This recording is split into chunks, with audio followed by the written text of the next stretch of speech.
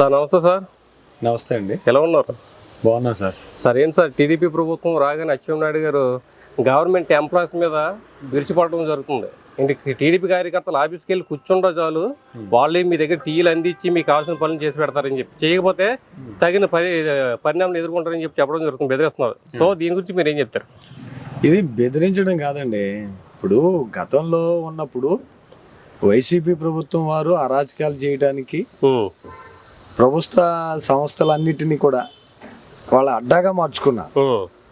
మా నాయకుడు ఇప్పుడు అచ్చెన్నాయుడు గారు మినిస్టర్ గారు చెప్పినటువంటి అందులో అంతరార్థం ఏంటంటే, న్యాయం కోసం ఒక అడుగు పెట్టినప్పుడు న్యాయం కోసం వెళ్ళిన వ్యక్తిని ఎలాగైతే గౌరవించాలో అలా గౌరవం దక్కకపోతే తగినటువంటి మూల్యం చెల్లించుకుంటారో అధికారులు ఎవరైనా సరే అని చెప్పి హెచ్చరించడం జరిగింది.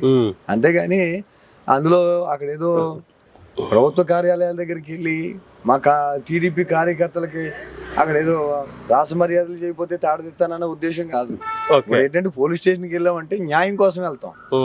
అక్కడ న్యాయం కోసం మేము నిలబడినప్పుడు స్పందించవలసిన రీతిలో స్పందించకపోతే ఖచ్చితంగా మా అధినాయకుడు చంద్రబాబు నాయుడు ఏంటి, లేకపోతే మన లోకేష్ గారు ఏంటి, పవన్ కళ్యాణ్ గారు ఏంటి, అందరికీ కావాల్సింది ఏంటంటే సమానత్వంతో కూడినటువంటి పరిపాలన, అందరికి న్యాయం జరగాలి.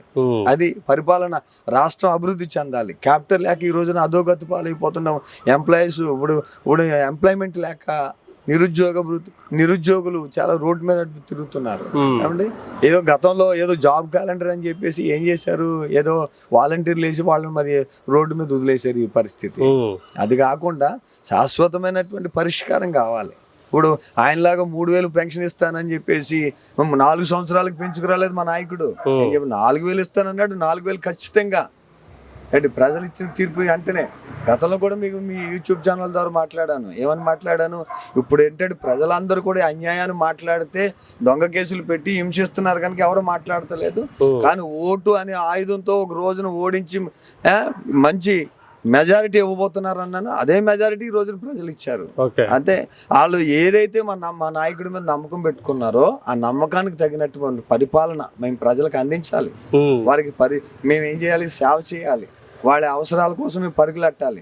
అంతేగాని అధికారులు మరి ప్రజలకు చేయవలసినటువంటి సర్వీస్ చేయాలి కదా, వాళ్ళు ఆ సర్వీస్ కోసమే మేము డిమాండ్ చేస్తున్నాం. అంతే. వాలంటరీ వ్యవస్థ ఉన్నప్పుడు వాలంటరీ వాళ్ళు ఇప్పుడు రిజైన్ చేసేయని చెప్పారు. ఆ రిజైన్ చేసిన వాళ్ళు వ్యవస్థ పడుతున్నారు. సో దాని పరిస్థితి ఏంటి, మళ్ళీ వాళ్ళ రిజైన్ చేసిన వాళ్ళు తీసుకునే అవకాశాలు ఉన్నాయంటారా? ఇంకా రిజైన్ చేసిన వాళ్ళు అసలు వాలంటరీ వ్యవస్థ గురించినటువంటి గైడ్ లైన్స్ ఇంకేమీ రాలేదండి. అవి దానికి సంబంధించినటువంటి మంత్రి గారు వాళ్ళందరూ నిర్ణయాలు తీసుకున్న దాన్ని బట్టి ఉంటుంది సార్. అది సో మొత్తం మీద కూటమి గెలుపు భారీ స్థాయిలో గెలిచింది. ఎలా ఫీల్ అవుతున్నారు టీడీపీ గారు? చాలా హ్యాపీగా ఉందండి. అసలు ఎలా ఉందంటే ఏంటంటే ఒక రాక్షసుడు చేతులోంచి పాలనలోంచి బయటపడి అమ్మయ్య అనుకున్నటువంటి అంటే ఊరట ప్రజలందరికీ, నాకు ఒక్కడికే కాదండి, అందరికీనే అంత రాక్షసుడు చేతిలోంచి బయటపడ్డాం అన్నటువంటి ఊరట కలిగింది ప్రజలందరికీ, రాష్ట్రానికి.